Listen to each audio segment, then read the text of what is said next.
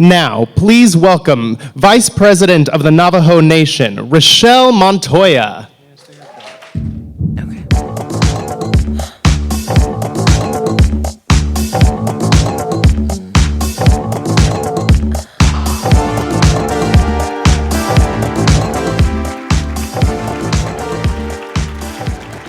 Yate, do ich hat lang korosha ho agi ba hinsen. Atashi at neck etche ben hit edawdel sing Richelle Montoya ayensia. Hashlish nin slot cut nisani ebashish chin. Kintli chini da shade cut chini eda shanale. Not nail jean da enasha a con aya bil.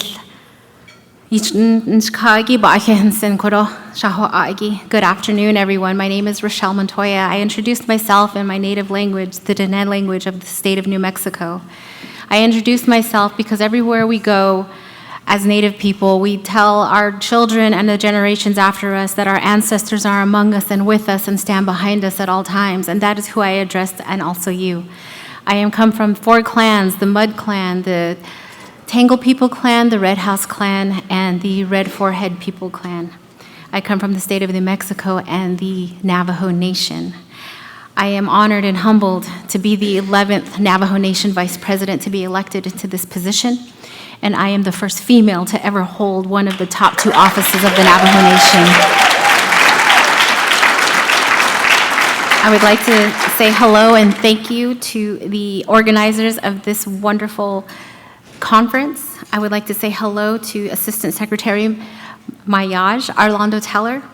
I would like to say thank you to and hello to the esteemed guests and the fellow LGBTQ plus advocates. I get very emotional and tongue-tied when I speak about this subject. When I was growing up, in my community, we have our maternal side and our paternal side. My paternal and my maternal side are, one is a Christian family and one is a traditional Navajo family. Our traditional Navajo family, I felt, would have been a lot more inclusive of our brothers and sisters that identified as gay or lesbian, but in some cases it wasn't. On my paternal side, of course, as Christians, they did not acknowledge my brothers and sisters that identified in this way. And as children, as siblings, we're taught to always be strong and advocate for one another. And so it was a struggle to advocate against our parents, for our brothers and our sisters. But we did it because they taught us to love. And one of the 2 words that my maternal grandfather left in my heart and in our teachings, be kind. No matter what, be kind. And that is what I carry within my speeches today, within this platform that I hold, within the mother that I am, the grandmother that I am. Be kind, no matter what. It doesn't cost us anything. It doesn't do anything to us, back to us, but bring kindness back to us. And so as I grew up, I have a brother. I haven't seen him in quite a long time.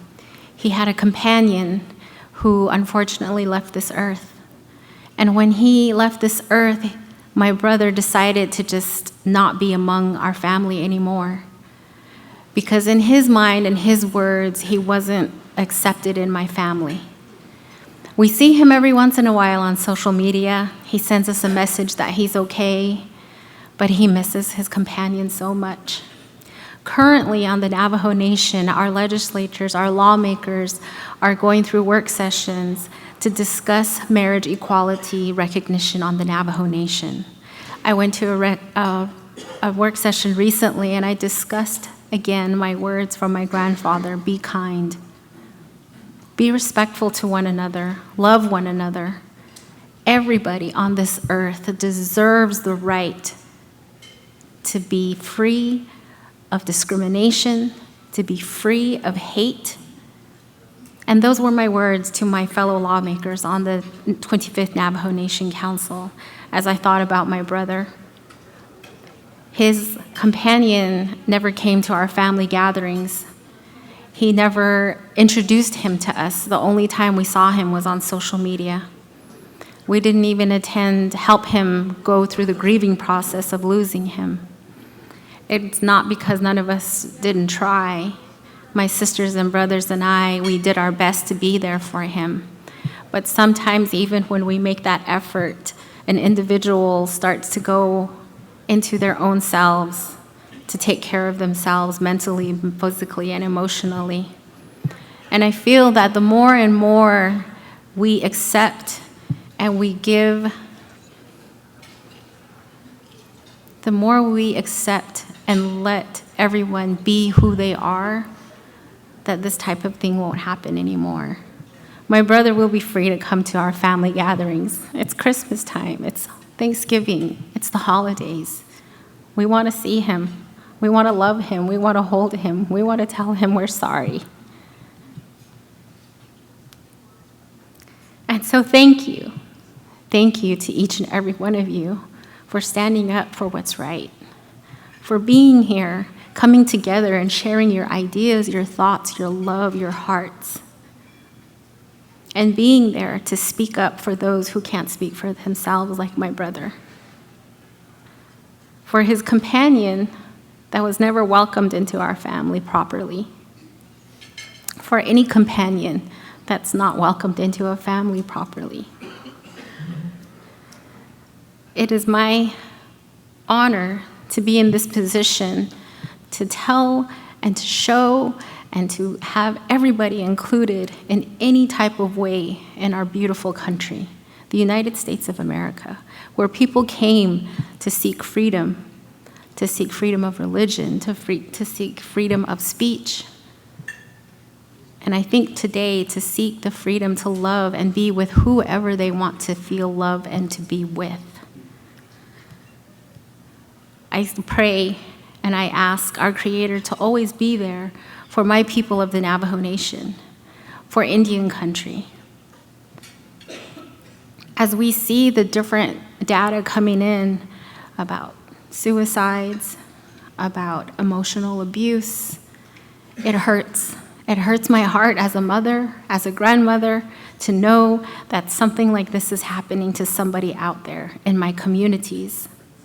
Our Navajo Nation is 400,000 people strong.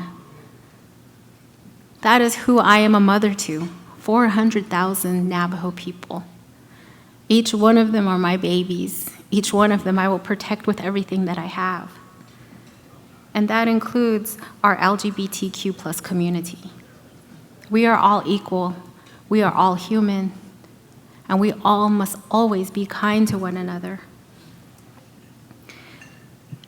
As I go through the communities and I see our children, I see the students in the high schools, they are so happy. And one of them came up to me one time. They said, "I'm happy when I'm at school because I get to be with my friends, and my friends let me be who I want to be." This young man had the most beautiful smile I had ever seen. And then he all of a sudden just dropped his head, and then he looked back up at me and he said, "But my grandma, she says that I'm a boy, that I have to act like a boy." He said to me, "I don't know what to tell my grandma. I don't know how to explain to her that I don't feel like I'm a boy." And so I told him one thing that my grandfather taught my family, is that our Creator is the only being in this universe that we have that is able to change another person's mind. We can tell grandma, tell you're blue in the face that you don't feel like a boy, but she won't listen. So give your faith to the Creator, because the Creator knows who you are. The Creator knows how He placed you on this earth. The Creator knows how to help you. And the biggest thing that we have a hard time with as humans on this earth is faith. So I leave you with this message to each and every one of you, to even just say, be kind. Let's love one another as we are, as human, as a positive being on this earth, and that's how we want to leave it and how we want to continue on. and leave this for the next 7 generations to come after us. We have little ones that are looking at us. We have little ones that are learning from us. And I think we're doing a good job here in this room showing that love is love. So thank you so much, each and every one of you, for listening to me and giving me this time. Continue on with the wonderful work each one of you are doing, and be kind. Thank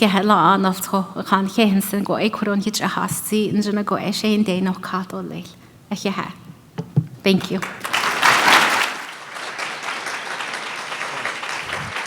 Thank you, Vice President Montoya. Now, please welcome Assistant Secretary Arlando Teller and our panelists to the stage.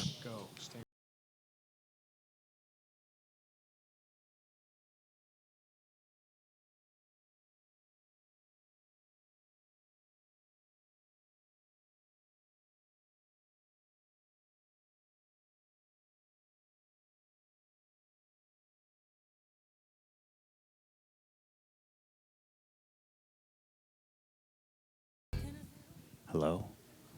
Are we set? Okay, great. Hi, everyone. Look at all these beautiful people here. My goodness. Wow. This is such an amazing opportunity to share with you why we are here, and we're proud to be still here. First, I'd like to introduce myself. She'eya Arlando Teller e dashijine.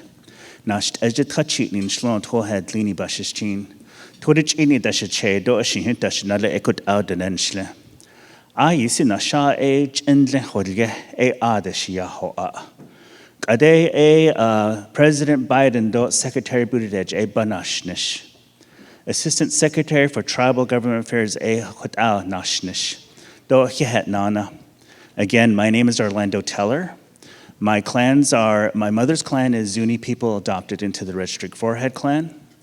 I am born for the Water Flows Together clan. My mother's grandfathers are of the Bitterwater clan, and my father's paternal grandfathers are of the Salt people. I'm originally from the Navajo Nation. I live and thrive central Navajo, the heartland of the Navajo Nation, small community called Chinle, and I am your Assistant Secretary for Tribal Affairs. I'm so honored to be here. First and foremost, Vice President Madam Montoya and I shared our Navajo clans, and I'm sure Isaac will as well. But what the clan system does in all cultures and in Indian country, not all tribes have clans, but for Navajo, it establishes kinship. It establishes how we relate to each other. And even if I'm in another crowd and there's a Navajo in the crowd, we are able to establish whether I'm their grandson, their brother, or their father. So it establishes our relationship. And that being said, Madam Montoya is my granddaughter by clan. I also call her Shema, which is very appropriate as she's the vice president of the Navajo Nation, meaning that she's my mom.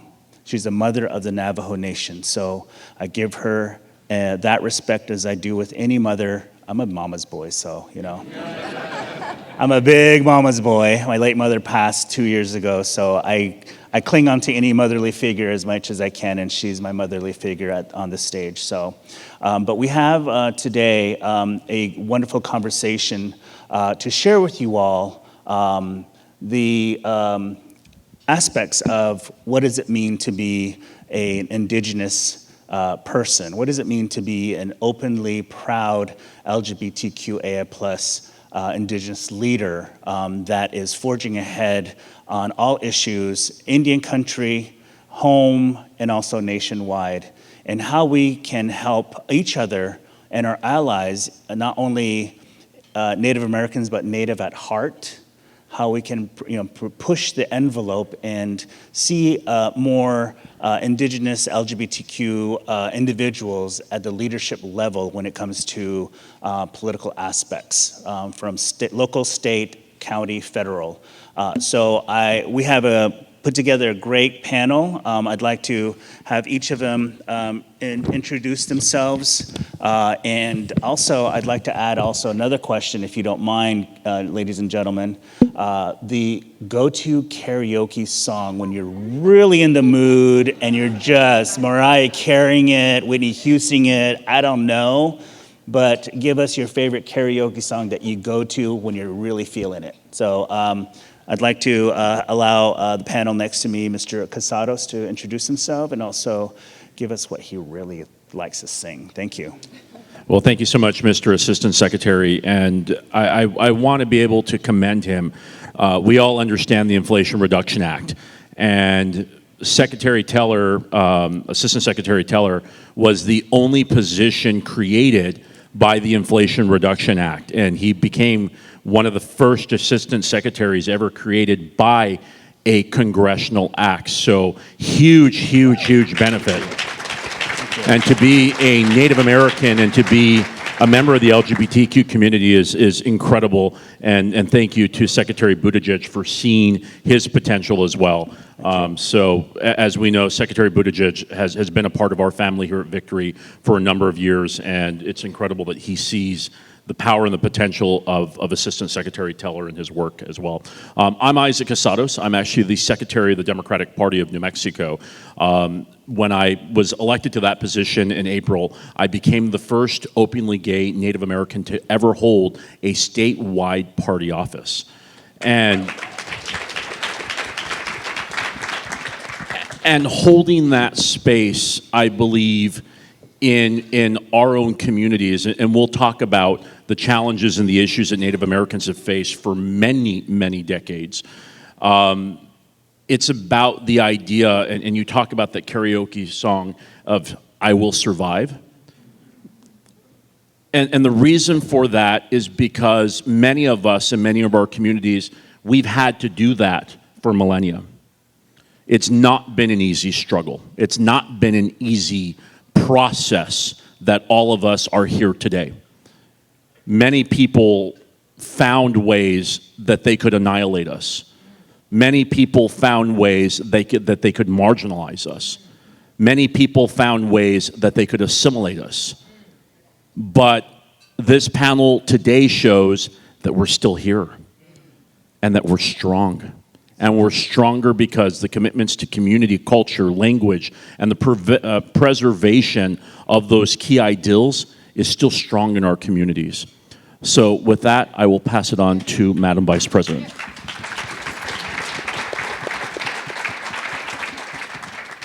Hello again, Richelle Montoya, Navajo Nation Vice President. I guess karaoke, if I did karaoke, I have never done karaoke, but I guess driving in my car by myself to get to work, I've always listened to I Will Rise. I can't remember the artist's name, but you know, it's just that song that gets you to work and makes you work stronger each and every day again. Thank you so much.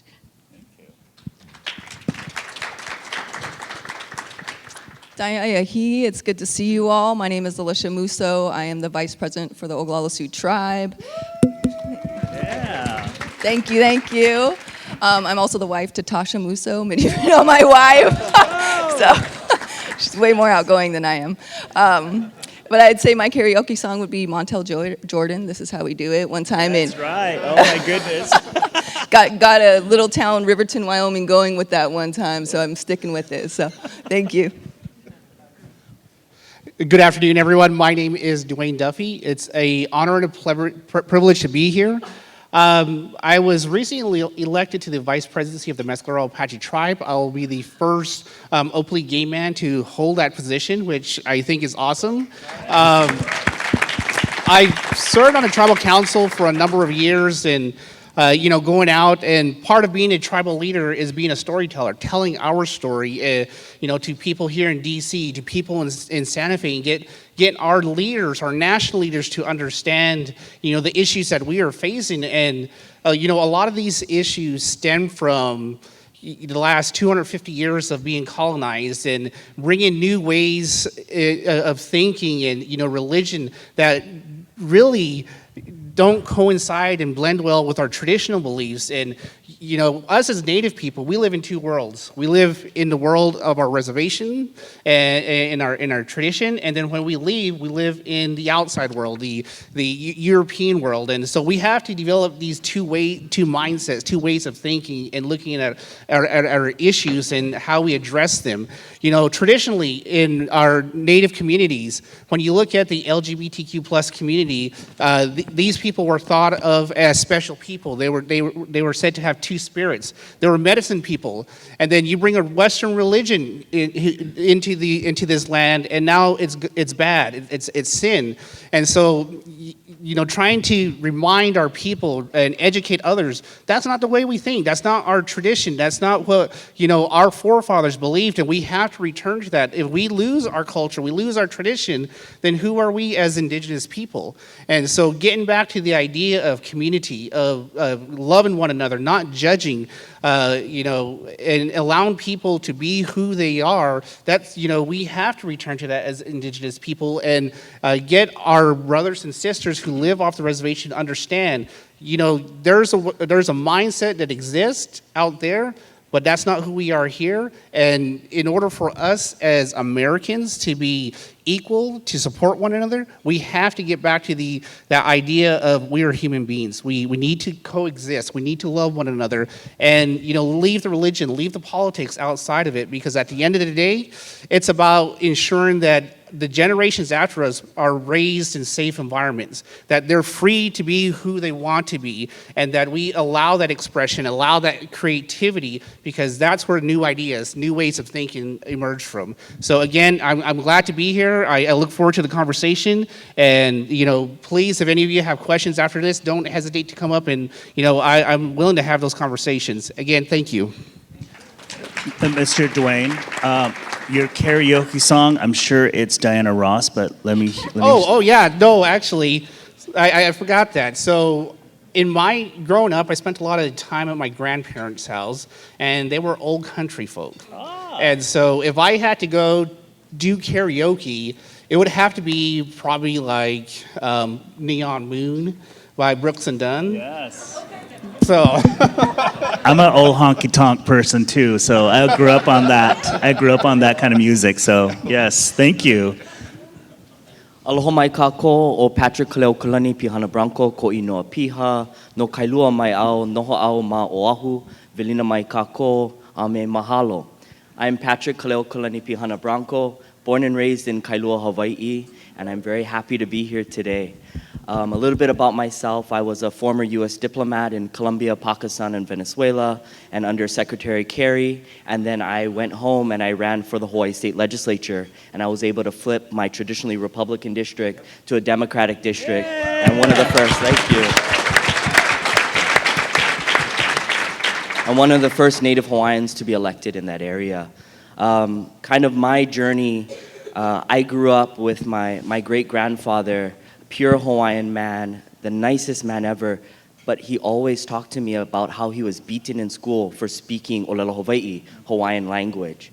And that always stuck with me, and throughout my diplomatic career, serving in Colombia, going through the peace process and what they're going through, and sawing kind of that truth and reconciliation process, I felt Hawaii needed that same process. And so that was some of the work that I did in the Hawaii State Legislature to bring a peace, a process from what Hawaiians faced, generational trauma from the 1893 overthrow of the Native Hawaiian Kingdom. And so very happy to be here. And my karaoke song, probably wildly inappropriate, but it's My Neck, My Back by Kaya. I mean, our imagination just went to just bouncing on that. Wow. Oh, God. Well, as you can hear and see, there is a wide diversity of Native folks sitting up here. And I think what has been brought up through each of the individuals is that we represent Indian country, and that we represent the survival of genocide and the survival of colonization, boarding schools, and assimilation. and that through it all, we're still here, still strong, and we're recapturing and reigniting our traditional ways of living through language immersion, through traditional ceremonies. Some tribes are learning their language back again. In fact, in 1980, on the Navajo Nation, the 90% of Navajo knew and talked Navajo proficiently. In 2000, only 30%. Wow. And what does that mean to us as Native leaders who legislate, who develop policy, who work with partners throughout all levels of government? Is that our language is who we are, how we pray, how we identify ourselves to each other and also to the Creator, and how we are able to go to a sacred site and provide offerings so that our well-being spiritually, mentally, physically is heard and received by the Great Spirit. And so that language, like any language in the world, is very important to us.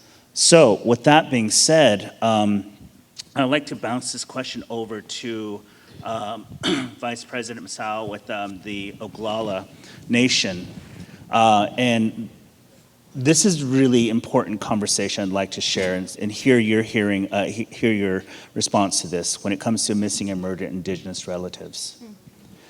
I'm not sure if you're familiar with that concept or that epidemic, but our LGBTQ relatives are fetishized, are taken literally in broad daylight, never to be seen again, alive.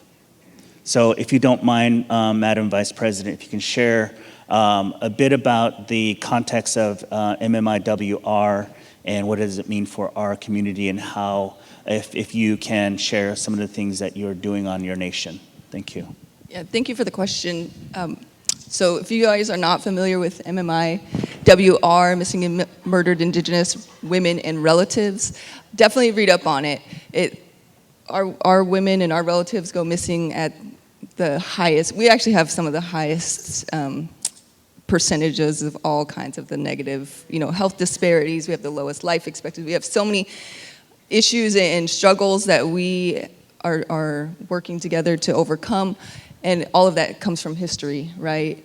And so there are over 560 federally recognized tribes. You have a few represented here on this panel, but there's many more. And we all look different. Some of us have large land bases. Some of us have large populations. Some of them are smaller. Some of them don't have land bases. But the ones that do have the land bases, we have our own government. We have our own laws. We're sovereign nations within this nation. And so on our reservation, the Pine Ridge Reservation, we have our own laws that govern our people and the people who are within our jurisdiction. However, the Oliphant, right, is one where we can't govern non-Native people within our jurisdiction. So that law really does tie our hands a lot of times, and some people will learn that and come in, right, and work that system, non-Native people. And so our community is very tight-knit. We're very tight-knit. We know everybody, right? And so if one of our people is missing, we know quickly right away, and we all go out. We don't need to wait the 48 hours or whatever it is, because we have our own laws. If we go missing within our jurisdiction, then we know we're able to activate quickly, and people will just come. And we all know, but even with those laws and us being such a small-knit community, we still lose people in the, because of the various factors that we are facing. So, we have to work with states, we have to work with different jurisdictions, and sometimes that can be really hard, and we know that especially certain states are a little more difficult to work with, South Dakota included. But, it takes that too. It takes all of us in this room to work together, especially knowing what tribes are in your states and how to work with them, especially on issues of importance like MMIWR. There's a lot of other issues too. Foster, I don't know if you're going to get to those, but foster is one issue that we're really working on at home too, because we also lose our children through that mechanism as well. 72.4 of the children in foster in South Dakota are Indian children, and we only make up 13% of the population in South Dakota.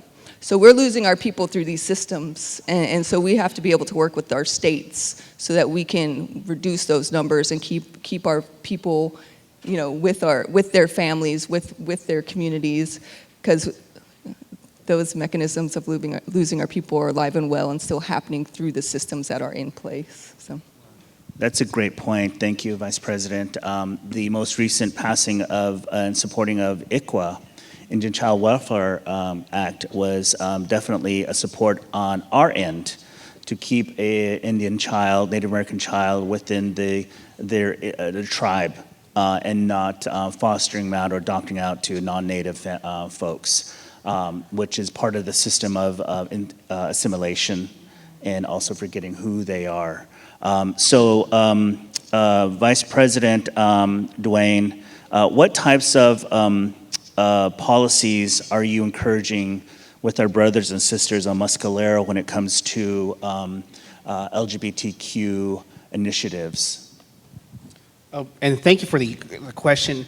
In Mescalero, sitting at the council table, and we discuss issues dealing with the alcohol addiction, with drug addiction, the lack of mental health resources, particularly for our LGBTQ community members, and understanding that while we have resources as a tribe and we are trying to address these issues, we still have to depend on the federal government, depend on the state government to provide not only financial resources but the professional resources to come in.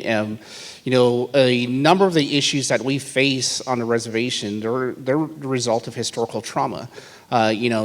Behaviors and ways of thinking that were developed in boarding schools, in foster care. And so, talking about foster care, you're removing a Native child out of a home, sending them into a new world that is completely foreign to them, and they lose identity. And so when they come back to the reservation, it's like they're a foreigner in their own land, and trying to get them back to being inclusive within the community, that's always a challenge.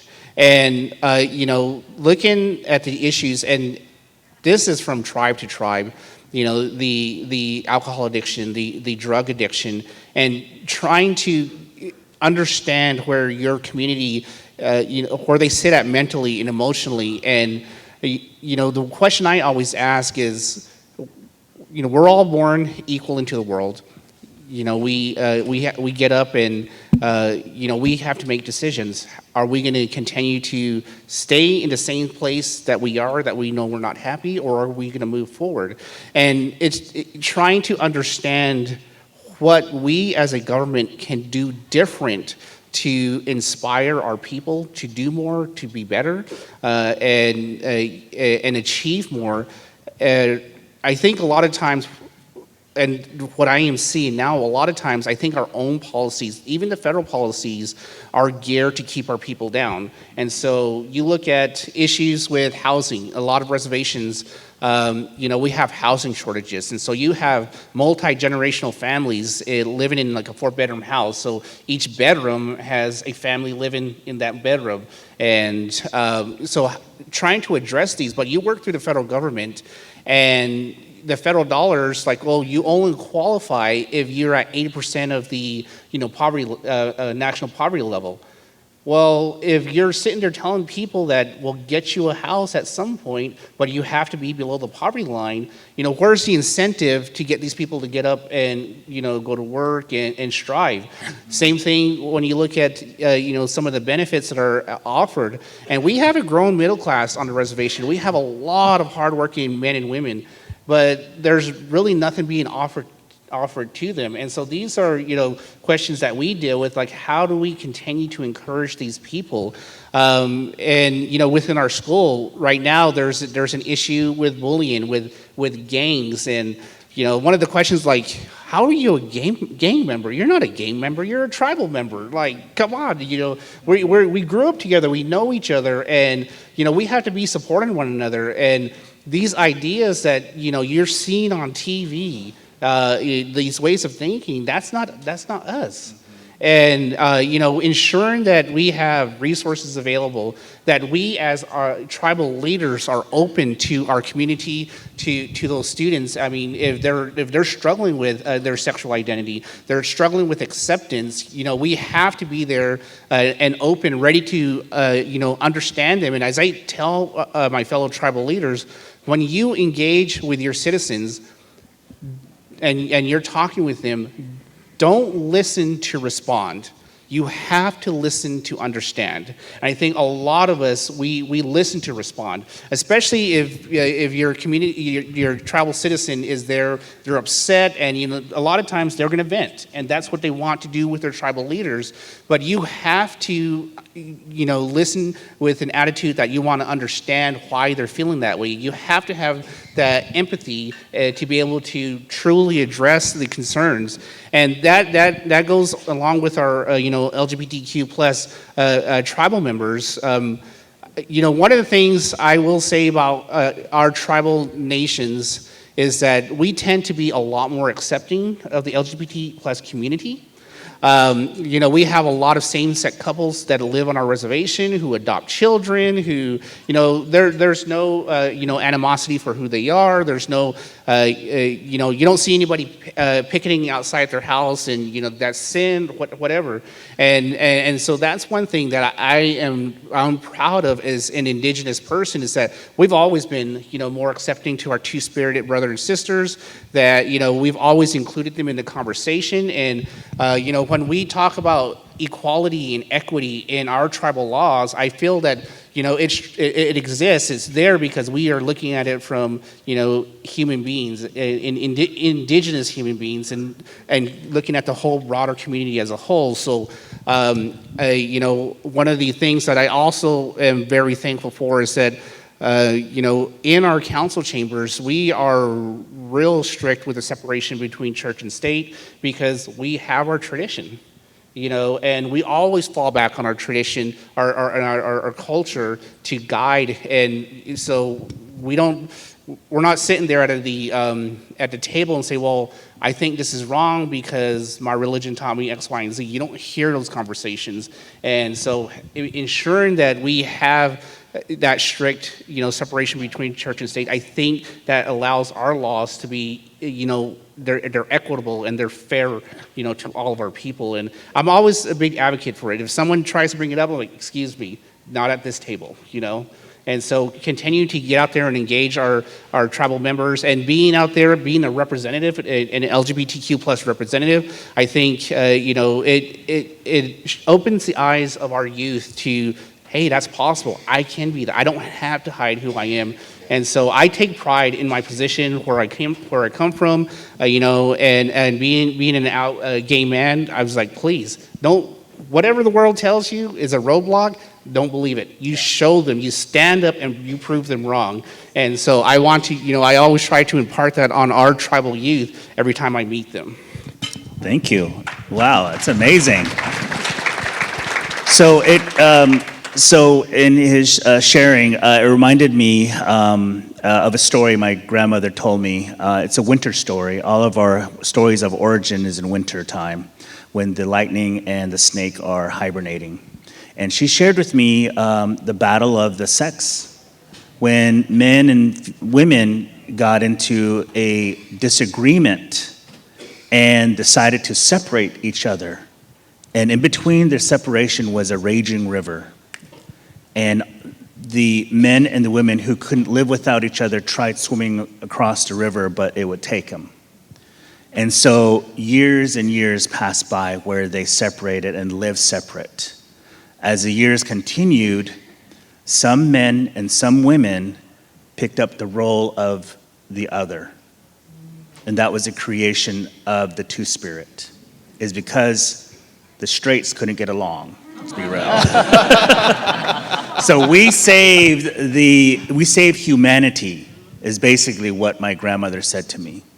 And what you're hearing on this panel, with the variety of challenges that these leaders have, from MMIWR to foster programs, to losing our language, and even to the details of the council discussion when it comes to religious mandates or religious ideology into the conversation of state tribal legislation. We all, as LGBTQ plus leaders, have to take care of every aspect in a meaningful way, right? And and I remember this when we had ceremony. My grandmother said, grab Arlando, grab my grandson, have him sit right here. I was part of the ceremony because I was considered a meaningful person to be part of the ceremony because I had dual spirits in me. So they always brought me in for ceremony. So I sat there like a lady, pretend to put my hair behind my ears, and participated in traditional ceremony. Only because we were revered at one point. We were considered holy people. And then colonization happened. When they said, no, that is a sin. And we didn't know what that was. So we're still traumatized from that colonization as LGBTQ plus leaders. But we also now are reclaiming ourselves, readdressing the fact that we are holy and that we are needed in the community to provide that level of fairness and steadfast. I've learned this also when I did consultation on the Hawaii Islands. Gosh, it's so different than it is on the continent. And I've learned it the hard way. But I'm glad I had aunties there to correct me. And so, that being said, Representative, if you don't mind sharing with us how living on the islands has taught you to come to the continent, work in the position that you have worked as a openly LGBTQ professional. Share with us a bit more about your history living back home and your family dynamic, if you don't mind, and also how you brought that into your work. Thank you. So in Hawaii, for us, we identify as the word mahu. Mahu is kind of the equivalent of like two-spirited. It's those individuals who embrace the feminine and the masculine. And in our history and in our culture, we were revered as mahu. We were healers, we were advisors to the king, and this kind of was our history. But when Christianity came, King Kamehameha II ordered all of the Hawaiian people to convert and to all the temples to be destroyed. That culture went away, and that's something that is now being revisited. Monuments to the mahu are being re-erected in Hawaii now. It's part of our history. When you walk through Waikiki, you will see monuments to mahu now, which is wonderful. It's great that that's happening here in Hawaii. For me, I grew up in a really highly conservative Christian family. And especially for us, we have certain roles. I grew up in my grandmother's house, 18 of us in one house. And we had roles, right? I was the firstborn grandson. However, my grandmother was the matriarch. And that kind of shaped my diplomacy as I went abroad, because I had to negotiate with my cousins on who got to use the bathroom first, right? And so that's how I negotiated. But when you're Hawaiian and you're abroad, when I was in Afghanistan, Venezuela, Pakistan, and you told them that you're from Hawaii, no matter how much they disliked the United States, everyone loves Hawaii. Hawaii has, exactly, right?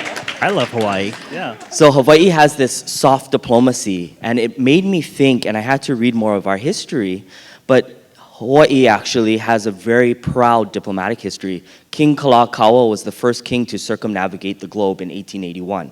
The Kingdom of Hawaii had 110 consulate and embassies, 21 international treaties. We were a functioning kingdom, a functioning government. And that's the history that I bring. And that's the history that I was bringing in my diplomacy abroad. But I always knew I had to return. And so that's what really kind of got me into diplomacy. But I needed to go away to learn a little bit, but then help me mold my style of politics to come back to Hawaii, to show the international, but also be rooted in my own culture as a Hawaiian. Wow, that's amazing. Sign me up. Let's go to Hawaii, next conference, right? My young brother here, Isaac, his mother's clan is my father's clan. So he's my little brother by kinship. And we just met 3-4 years ago. And he's annoying like any other younger brother. But also is very honest with me. So in your role at the state level and also now at the national level, Isaac, what are some of the recommendations or policy developments will you bring forward to not only Victory but also at the DNC level when it comes to Native LGBTQ efforts? You know, I think we are put on this earth to do 3 things. We are here to educate, we are here to inform, and we are here to break down stereotypes. And in those 3 ideologies, we began the first process of education. Many of you probably in this room would not believe that less than 99 years ago, we're coming up on the 100th anniversary of the Snyder Act, Native Americans were not considered citizens of the United States. It wasn't until 1924 that Native Americans had citizenship in a continent, in a land that was once theirs. Number 1. Number 2, the first major Voting Rights Act to occur in the United States occurred in New Mexico when Miguel Trujillo returned back from serving his country and could not cast a ballot in his election.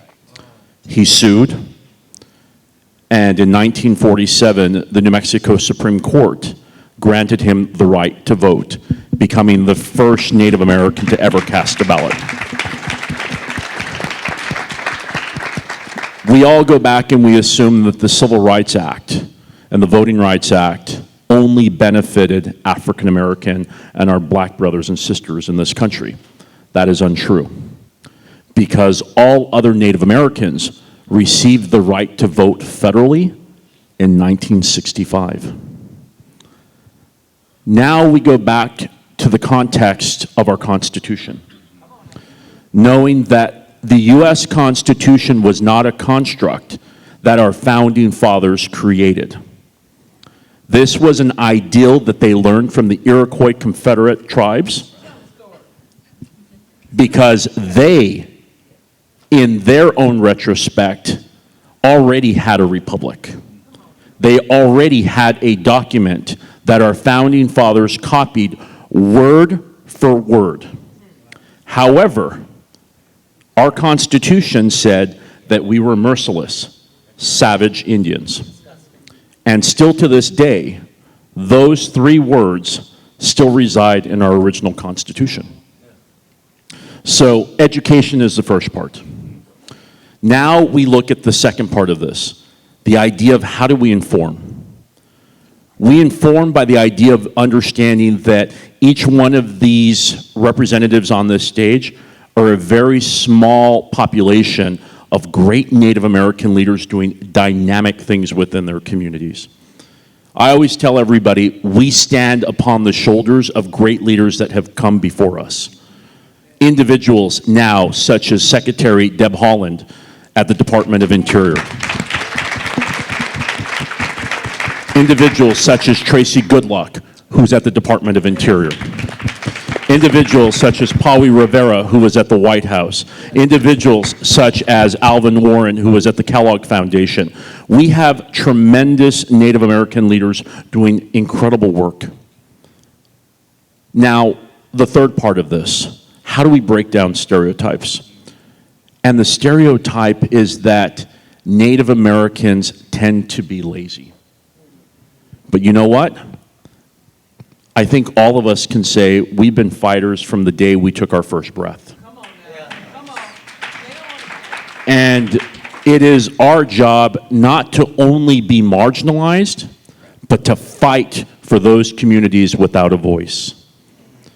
And that is one thing that I always take when we go to the DNC, even within our own state. We are one of the very few states in the country outside of Michigan where every single, the House, the Senate, our entire federal delegation, and every statewide office is held by a Democrat.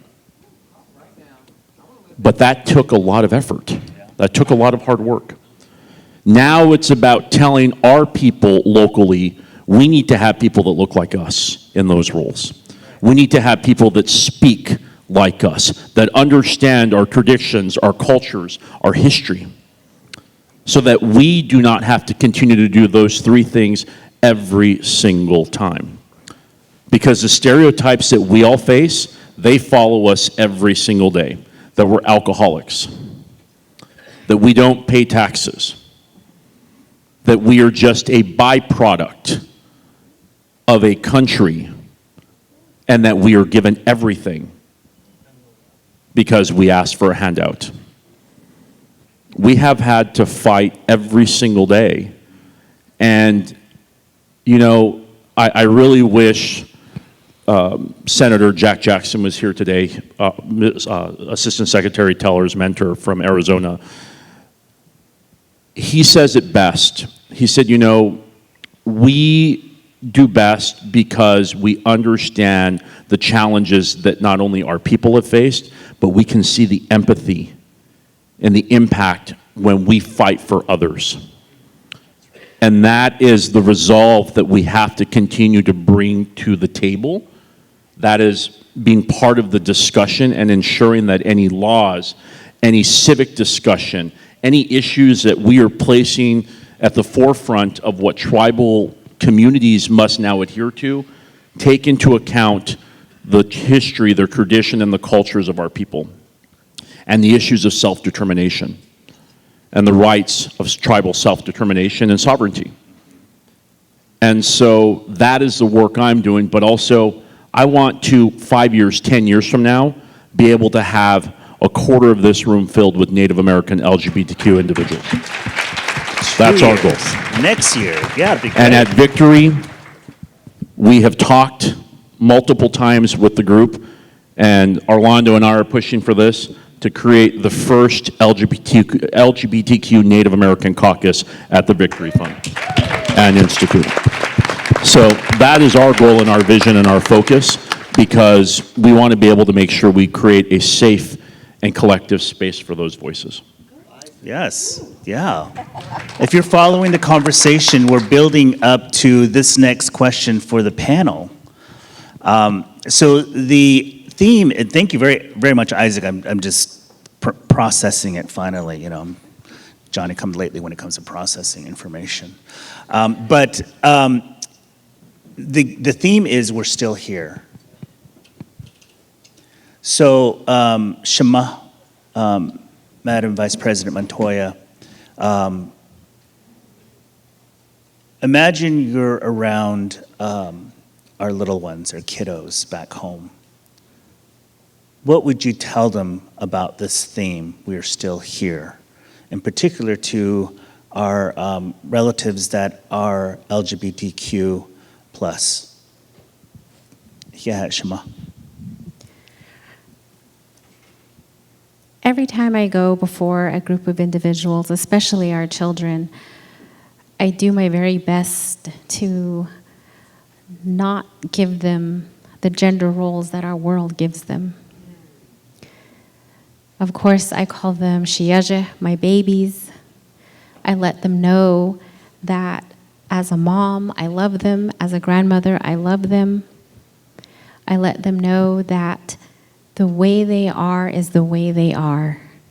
and that kindness in their hearts, love in their hearts, and positiveness is what this world needs. And if that is what they're giving forth now, to always and always continue that, no matter what anybody says. We as parents, as grandparents, as adults, we sometimes give off what was given to us that hurt us.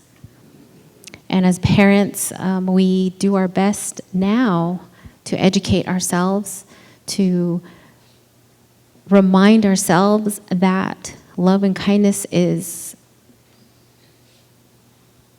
the power to overcome anything. And sometimes I get the feedback of, you can't just say that all the time.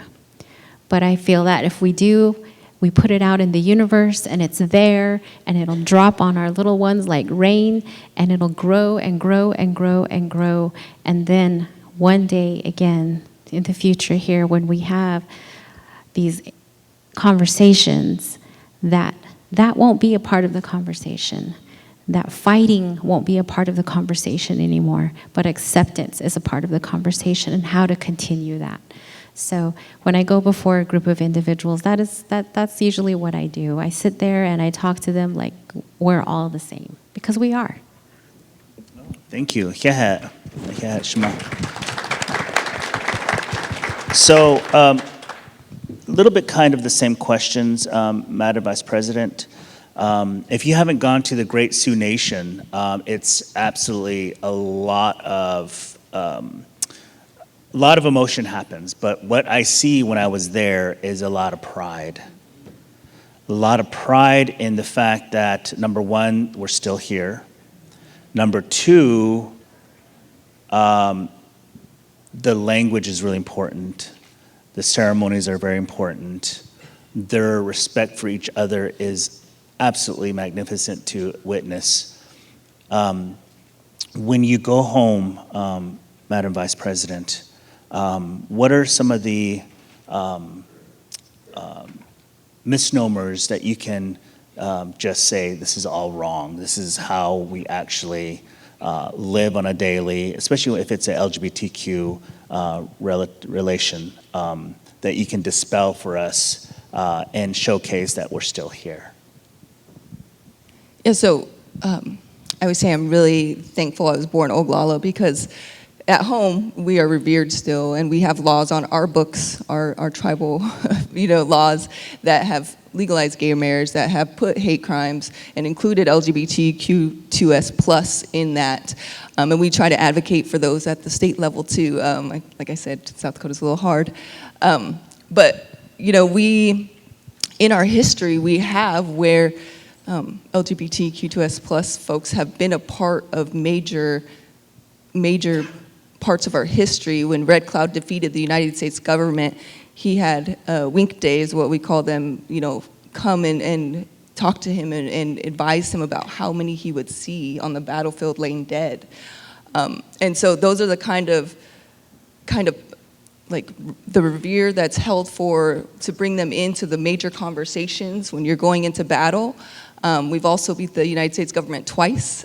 So we always say that because, that's important to us. We have major leaders who wanted to protect who we are, and especially those values of everybody in our community has a role and responsibility to each other, even our 2S+ relatives, and we've maintained that. So even though we have 4 out of the 5 poorest counties in the United States and South Dakota, and a lot of them are near the reservations. There's 9 reservations and 9 tribes, and there are sister tribes in South Dakota.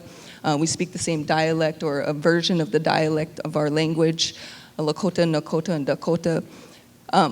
Even though we have poverty per money, and that's how you equate that, we are so rich in who we are at home, and that's something that you mentioned, and I'm so thankful you can see that, because that's something that we're so rich in, is who we are, our culture, and knowing those values that we've carried on.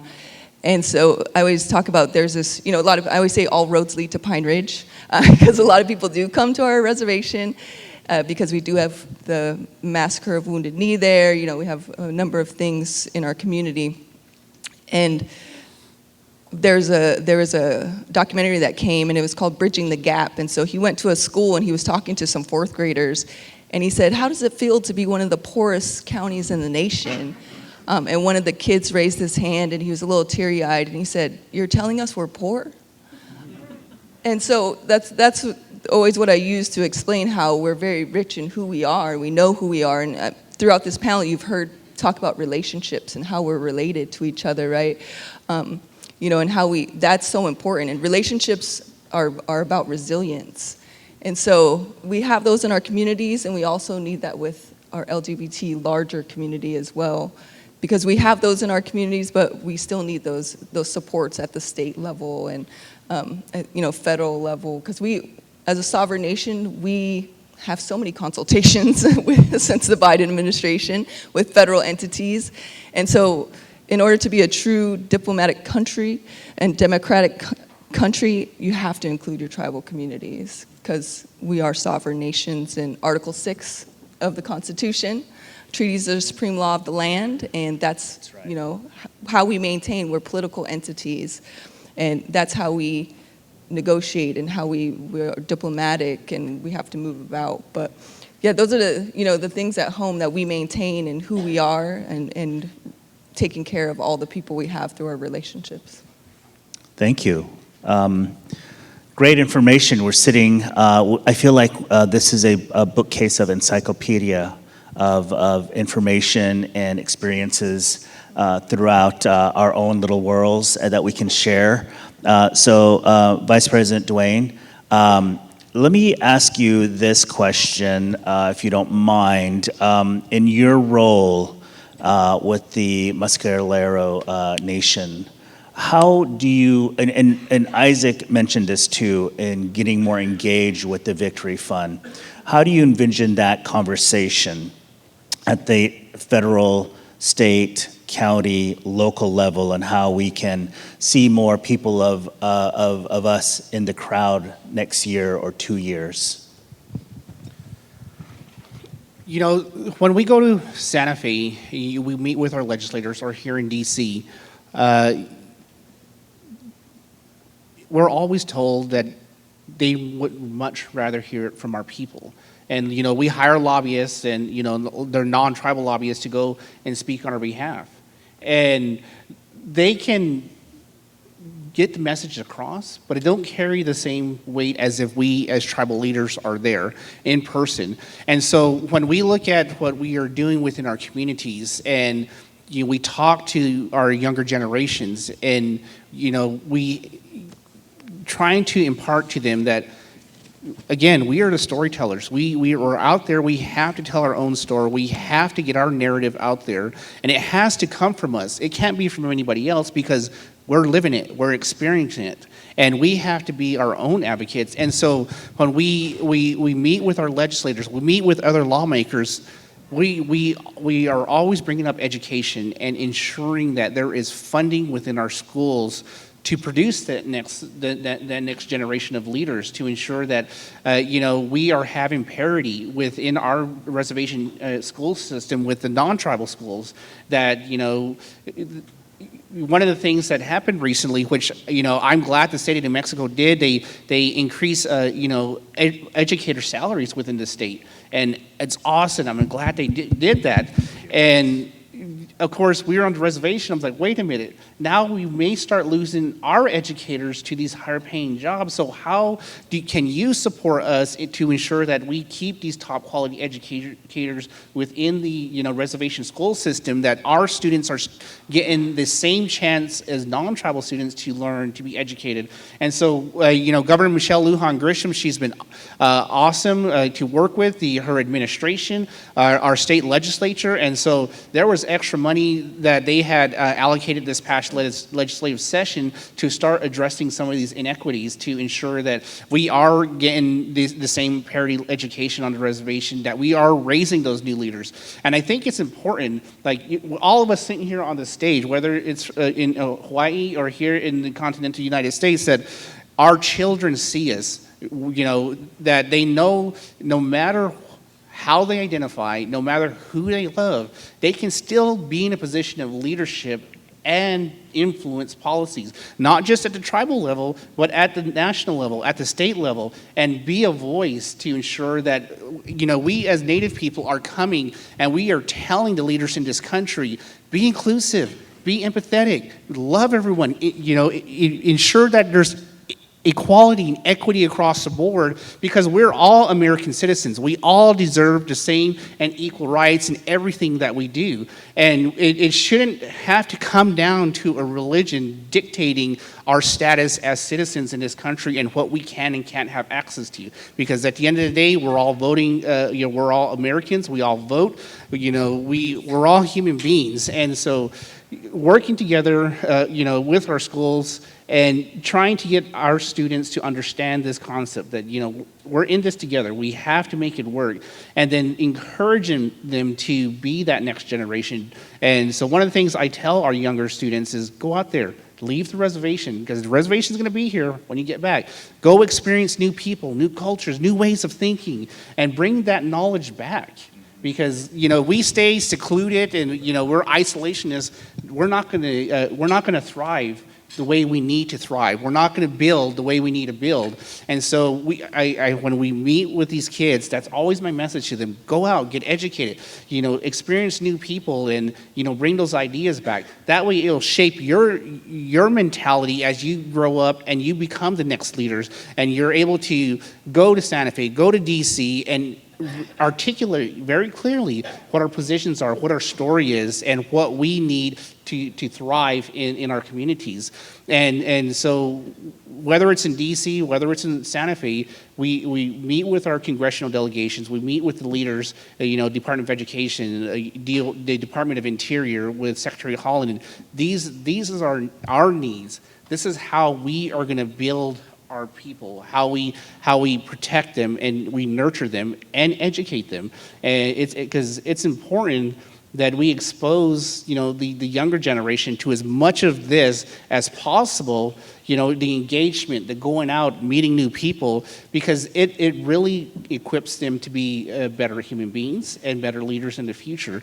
And so, again, when you look at the stage, you see all of us here. We're from different backgrounds, but we're united not just as Indigenous folks, people. We're united as LGBTQ spirited relatives, and being that example to that younger generation, being that example to our national leaders that we're still here, we have a voice, and we carry a big voice, believe it or not, as tribal as sovereign governments. When we meet with these secretaries here in DC with our legislators, it's almost like a state visit from another country. We carry that distinction as tribal nations, and when we come to Washington and we have those conversations, and being able to represent not just our Indigenous communities but the LGBT plus community to our national leaders, I think is awesome. So. Now I can see how he was elected into the vice president. Great thought process that I'm following through. So Representative Branco, sort of the same questions, but I know there are civic groups that are Hawaiian civic groups. Are there civic groups that a civic group that focuses on LGBTQ, maybe a leadership level conversation? I was invited out to the civic organization, I think it was last month.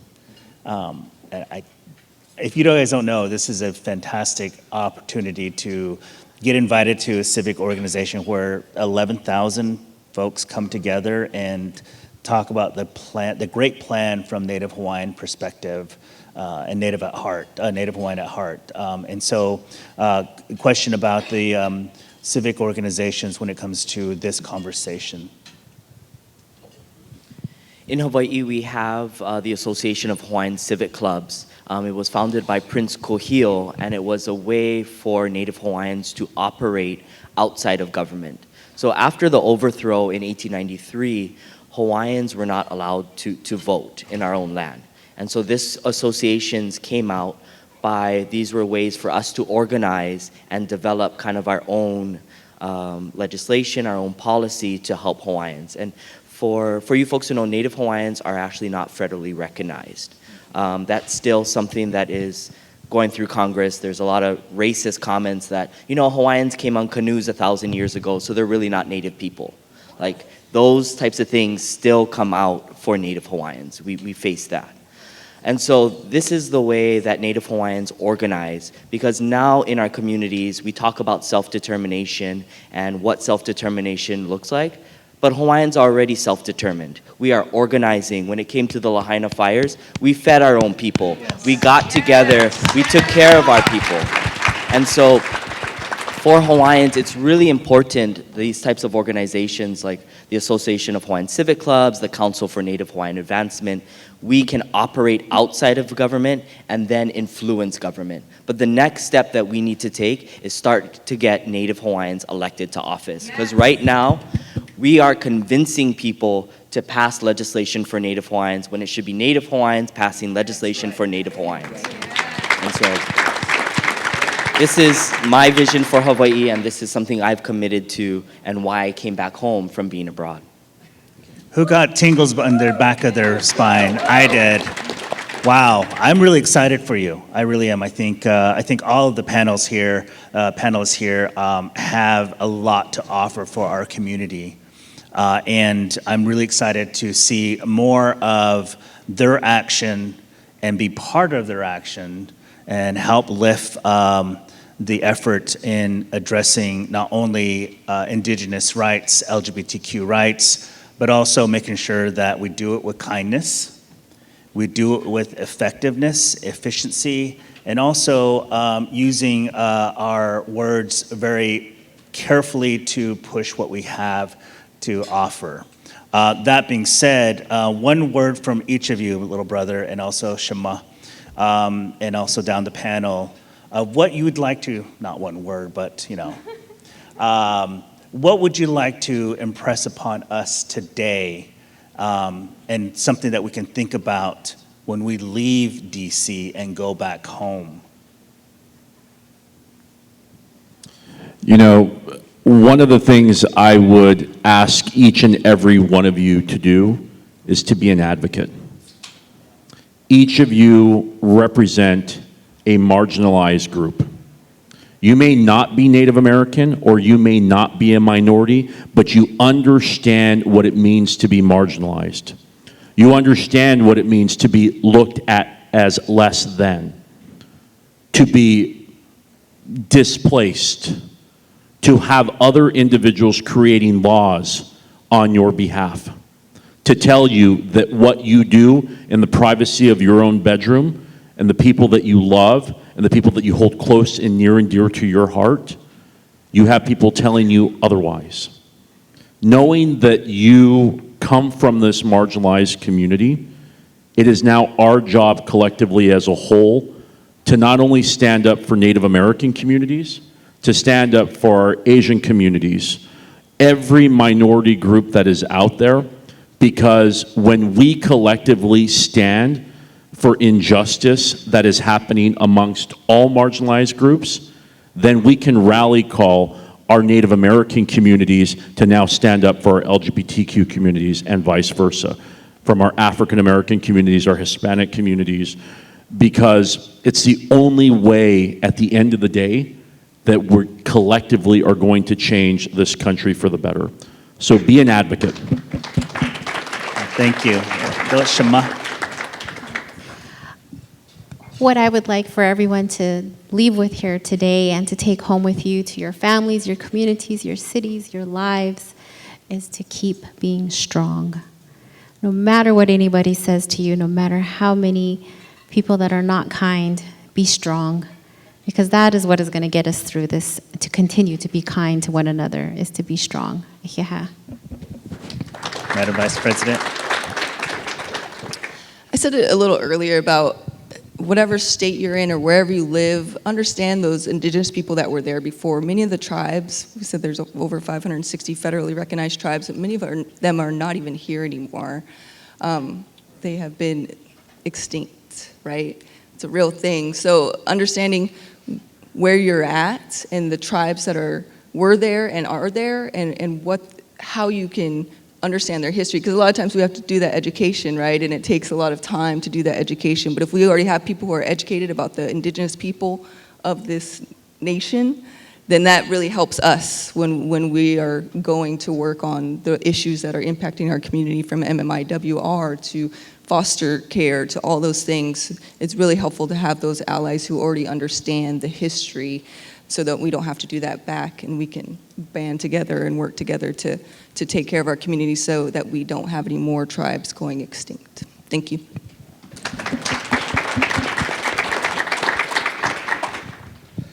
You know, being part of this, having the opportunity to speak to you all, you know, it's a great opportunity to impart knowledge, but also to receive knowledge. And I think the more conversations that we have together, you know, as LGBT plus community, as Americans, you know, and trying to understand one another, it goes back to, you know, listening to understand and not to respond. I think working together and supporting one another, that's how we get things accomplished. It's how we get our story told. I mean, we have people in this country today who will ask me, do you guys still live in teepees? Do you ride a horse to work? And, or, you know, I was like, this is the 21st century. You know, we're all pretty modern now. And I mean, and then of course we have gotten the comments like, oh, you guys just get a check from the federal government, you know, for being on the res. Well, I'm still waiting for mine. So whenever that comes, you know, I'll be happy. I mean, but to educate people that our reservations are filled with very talented people. We have doctors, we have lawyers, we have engineers. You know, these are people that were raised out of poverty, they had all the cards stacked against them, but we are surviving, we are thriving, and we are making it work in this country, despite hundreds of years of oppression, you know, and so I always tell everybody that we meet, go to the reservation, go meet the people, because I'm telling you right now, Native people are some of the most welcoming and most hospitable people you'll meet. We are all taught that, I'm finding out, it's basically every single tribe, that you have a visitor come to your home, you have to offer them food, water, and if they need it, you can sleep in my room. You know, that's the way we have always opened up our homes to people around us. And so being able to have conversations, to exchange knowledge, and to build friendships, because I think it's through these friendships that we are able to better advocate for one another, that we can stand and support one another. And so, you know, when we look at the broader political, you know, spectrum in this country, the conversations that are taking place, they win because they divide us. If we stand together and we support one another, and we don't let those divisions between gay, straight, tribal, non-tribal, we don't let these things divide us, we will win. We will turn this country around. We will make it fair. We will make it equitable, and we will focus on more important things, like ensuring that we don't have hundreds of thousands of children in foster homes, that we don't have our veterans, homeless veterans out there on the street in the cold, that we can provide adequate health care and adequate education to everybody in this country, no matter your background. And, you know, so having these conversations, being able to come together to unite, you know, that's what I'm about. That's why I'm here, to learn from you and vice versa, because it is together that we are going to change this country. We are going to make it a better country, a better place to live. Thank you.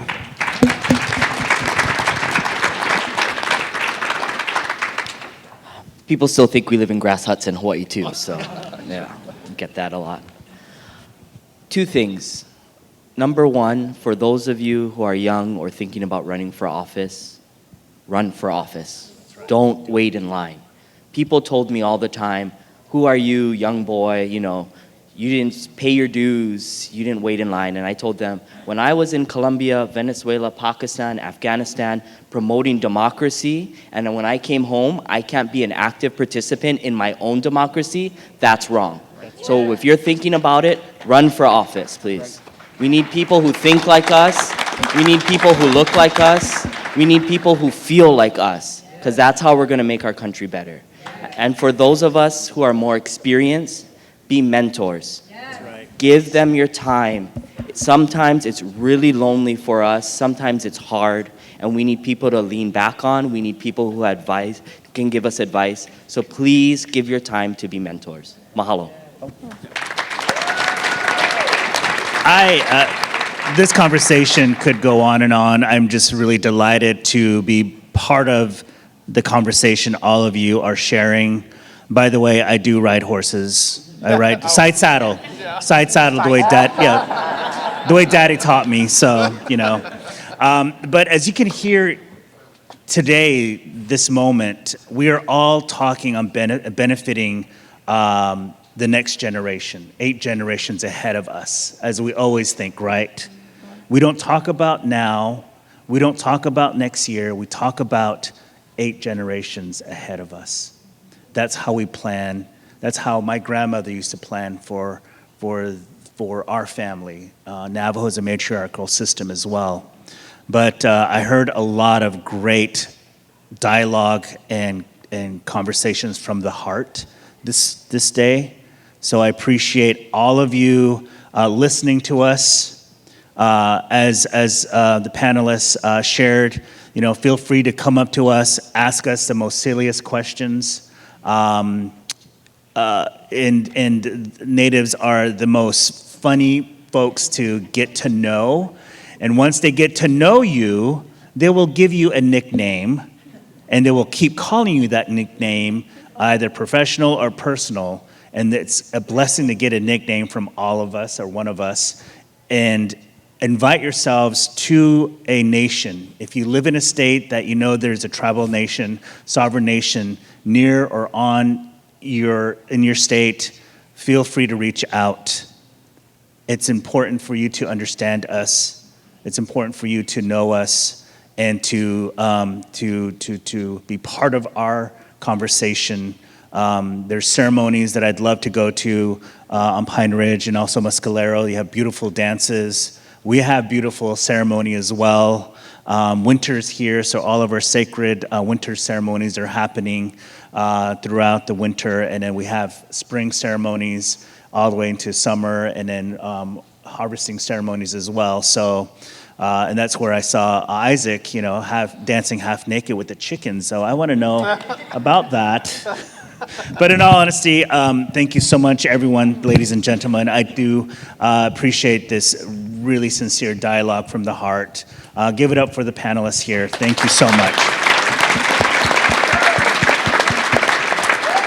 I'd also like to share my sincere appreciation, much heartfelt thank you to Victory Fund, to the leadership at Victory, to allowing us to have this dialogue with you all, and to continue supporting the aspects of Indigenous LGBTQ leaders into this conversation this year. Thank you so much. Thank you.